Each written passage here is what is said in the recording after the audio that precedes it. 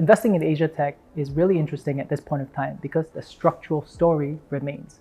Asia is the heart of the semiconductor supply chain, and it is a driver of technological evolution and technological progress. Asia is the majority of the world's semiconductor sales.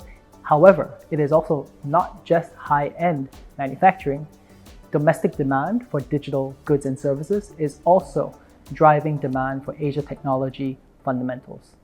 Growing demand for financial technology, e-commerce platforms, media and entertainment are all driving fundamental tailwinds for Asia technology companies. The demand for domestic providers of goods and services for Asian consumers, because, as we know, Asia is more than half of humanity, is a fundamental tailwind for the profit drivers of these companies.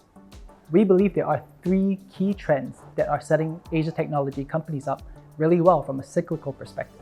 The first is the massive explosion of demand for artificial intelligence, both in terms of goods but also services. The services demand for artificial intelligence is creating a massive tailwind for semiconductors, of which Asia manufacturers have a specialized edge in.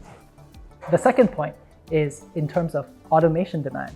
Automation demand continues to be really strong today because it helps to alleviate problems arising from a graying population, not just for leading global economies, but in emerging markets as well. In addition, automation helps to combat rising wage pressures and rising prices.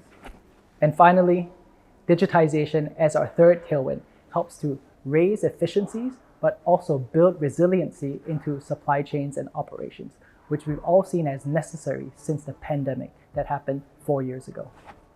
And so putting these three cyclical as well as structural tailwinds together is really important to us.